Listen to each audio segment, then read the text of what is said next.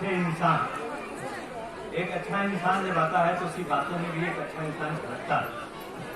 कैसा दर्द था आपकी उम्मत के लिए, क्या क्या चीजें हमने खो दी अपने अंदर से, और क्या क्या कमियां हैं हमारी, जिसकी वजह से आज हम जलील और रुसवा हो रहे हैं।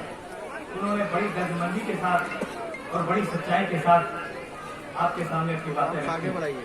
अब मैं इस शहर के निहायत ही मुअज़्ज़ज़ और मशहूर एडवोकेट, जो न सिर्फ कानूनदा है बल्कि बड़े शरी और बहादुर इंसान भी हैं, और जब कोई ऐसा मौका आता है कि जहां वो अपनी जुर्रत दिखाएं तो उन्होंने दिखाया भी है। एडवोकेट अली साहब के साथ और अपनी टीम के साथ उन्होंने बहुत ही ज्यादा बहादुरी के साथ जो मासूम लोग फंसाए जा रहे थे, जिन पर बिना वजह का जुल्म किया जा रहा था, उस मौके पर कईयों को उन्होंने मदद की है और बहुत फायदा पहुंचाया है। मेरी मुराद जनाब फैजी एडवोकेट साहब से है, वो तशरीफ लाएं और अपने ख्यालात का इजहार फरमाएं।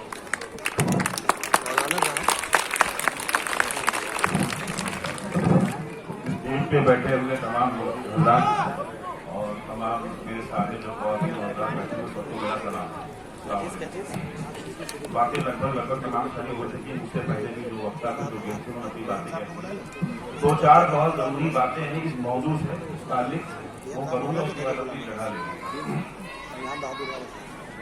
आर्टिकल 341 जो है कॉन्स्टिट्यूशन का, इसमें पंडित जवाहरलाल नेहरू ने 10 अगस्त 1950 को प्रेसिडेंशियल ऑर्डर से, प्रेसिडेंशियल ऑर्डर कहते हैं तो राष्ट्रपति जो ऑर्डर पास करता है, और 339 में भी यही है कि राष्ट्रपति ही कर सकता है जब वो चाहे।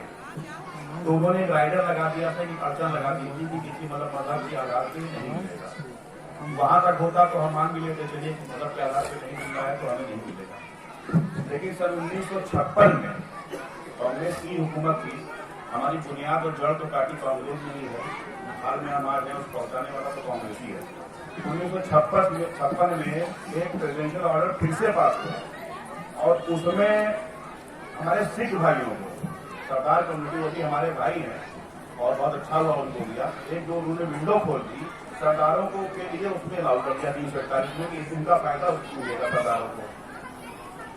फिर दोबारा 1990 में जब विश्वनाथ प्रताप सिंह थे, गठबंधन की सरकार थी, 1990 में फिर 300 उसमें तरमीम किया 341 में, और तरमीम करके बुद्ध जो है बौद्धिस्ट होते हैं, माइनॉरिटी में होते हैं, उनको अलाउ कर दिया।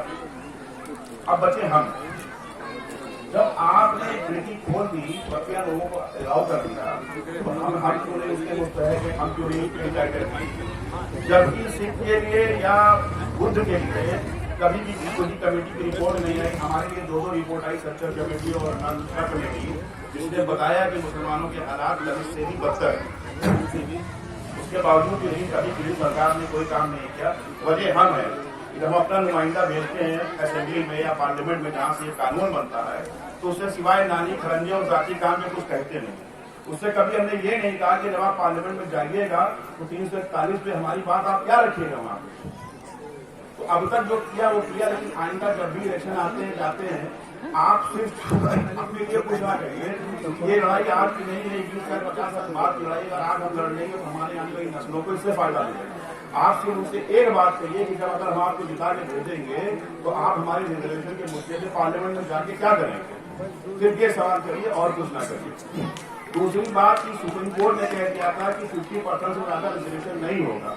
इस सरकार ने वो भी टैक्स हटा दिया, 10% रिजर्वेशन दे दिया, सवर्ण को गरीबी किया था। इसका कोई पैरामीटर नहीं, कौन गरीब होगा कौन अमीर होगा। हमारे लिए दो रिपोर्ट पड़ी हुई है बंद लिफाफे में सड़ रही है कि क्या हालात है हमारे, तो आपने वो भी हटा दिया। जब उनको दे दिया है तो हम ही बचेंगे। लेकिन उसके सिर्फ और सिर्फ आप जो भी आपसे वोट मांगने आए असेंबली के इलेक्शन में, पार्लियामेंट के इलेक्शन में, उससे दूसरा सवाल ही मत करें, सिर्फ यही सवाल है कि अकेली लड़ाई नहीं लड़नी, हमको आने वाली नस्लों के लिए लड़नी है, और ये बहुत लंबी लड़ाई है। एक दिन की लड़ाई आज यहाँ के लिए नहीं है। इसी तरह मुत्तहिद रहें, एक रहें, इकट्ठे हों, ये बहुत बड़ा मूवमेंट है। इसलिए मैं भी आपके साथ शाना बशाना इस लड़ाई में शामिल हूँ। जब जहाँ जरूरत होगी हाजिर हो जाऊंगा। ऑल इंडिया यूनाइटेड मुस्लिम मोर्चा के सदर जनाब वसीम सिद्दीकी साहब से दरखास्त करूंगा जो तशरीफ लाए और अपनी इख्तितामी तकरीर से हमें नवाजें।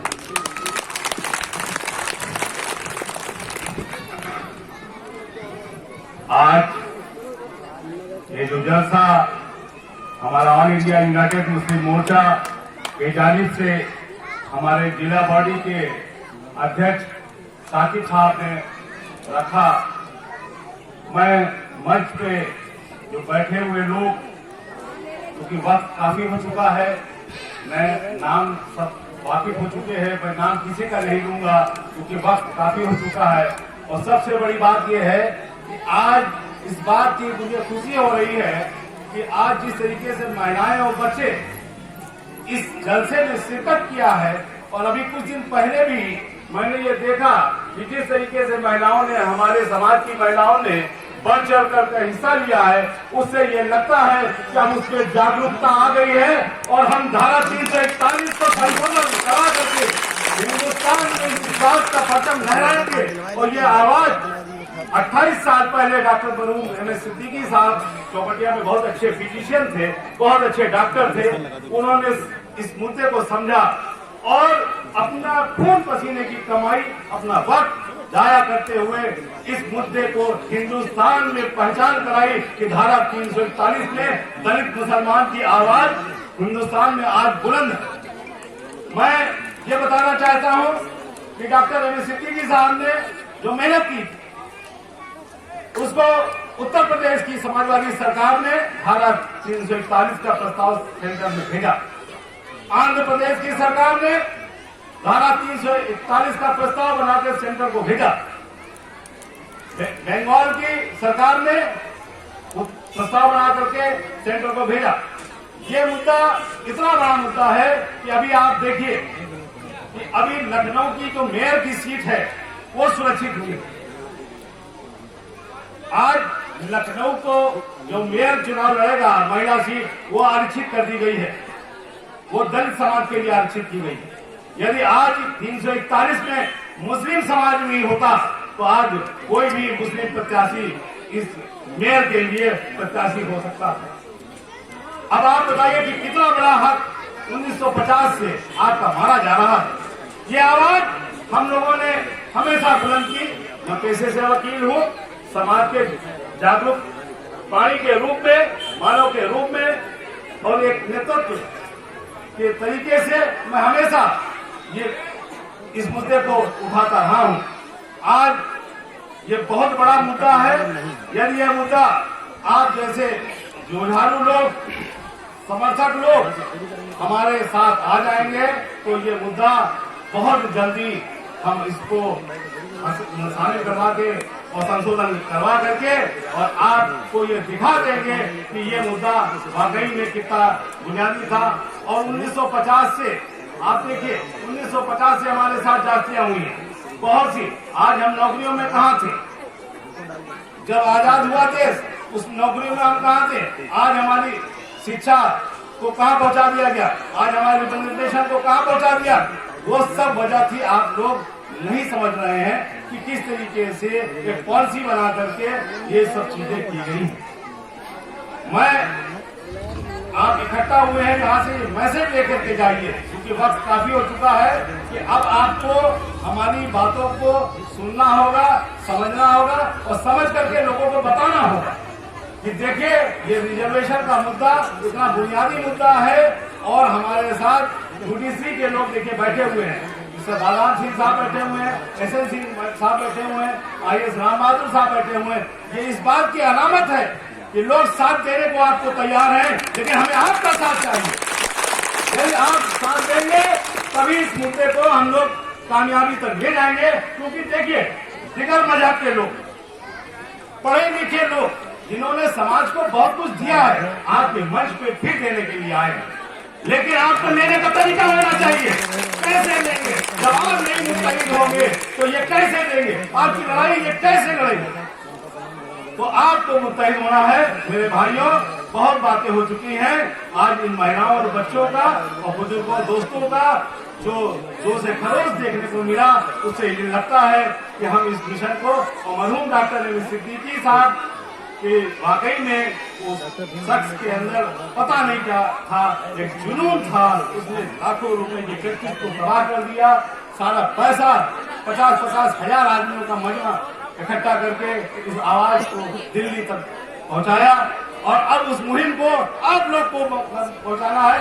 मुन्ना साकिब साहब जिस तरीके से इन्होंने मेहनत की है, ये डॉक्टर मरहूम सिद्दीकी साहब भी के साथ भी ऐसे लगे रहते थे। डॉक्टर नदवी साहब भी थे। इनकी जो टीम है, हमारे प्रदेश अध्यक्ष डॉक्टर मम्मू साहब और हमारे जो भी महिला की अध्यक्ष है शबीना खान जी, वाकई में जिस जोश से उन्होंने बोला है, ये उन्होंने उस मुद्दे को जब समझा तो डॉक्टर सिद्दीकी साहब को यही जुनून आया था और वो जुनून वहां तक पहुंचा। यदि महिलाओं में ये जुनून आ गया है तो हम इसको हासिल करेंगे। इस पूरा हासिल और इस महफिल को सजाने वाले इसको सबसे पहले आना चाहिए था, लेकिन काम करने वाला हमेशा सबसे आखिर में आता है और उसकी ख्वाहिश बिल्कुल नहीं है कि उसे स्टेज पे बुलाया जाए, लेकिन हम सबकी ख्वाहिश है कि उसे एक मरतबा कायदे से देखा जाए और समझा जाए और उसके दिल की बात सुनी जाए। मैं गुजारिश करूंगा जनाब मुन्ना साकिब साहब से कि वो तस्वीर और अपने दिल की बात और अपनी सच्ची बात आप स्टेज के हवाले से रखें।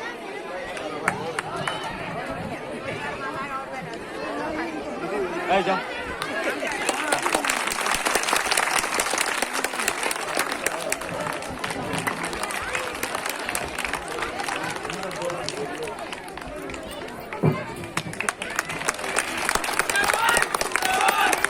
मैं एक शेर के साथ दाइश पर मुन्ना भाई को बुलाना चाहता हूं। जब बे शौके शहादत तो मत पूछिए, जब बे शौके शहादत तो मत पूछिए, अब तो हथेली पे सर ले लिए हैं, मरने से कब तक डरे हम, इसी वजह से कातिलों के मोहल्ले में घर ले लिए।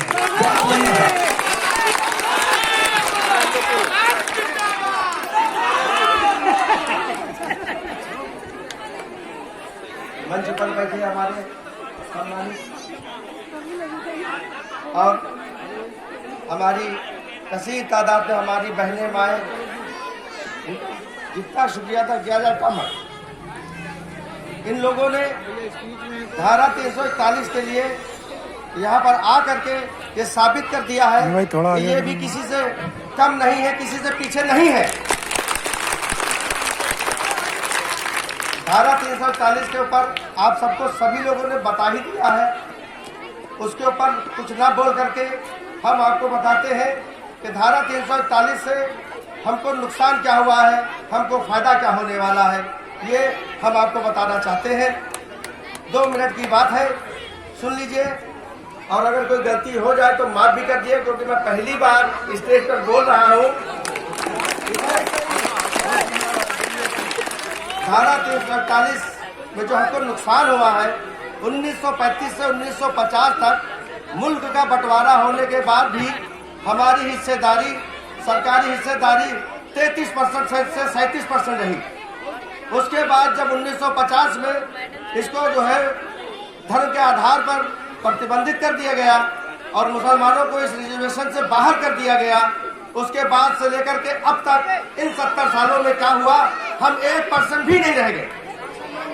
आज आप लोगों को इसीलिए मंच पर हमारे जो लोग माननीय लोग आए हैं, सम्मानित लोग आए हैं, ये लोग इस लड़ाई को आगे बढ़ाना चाहते हैं और हम ये चाहते हैं कि हम लोग इनका कंधे से कंधा मिला करके इसके सामने इनके पीछे खड़े हो जाए, ताकि हमारी इस लड़ाई को बहुत आसानी से ये लोग जीत सके।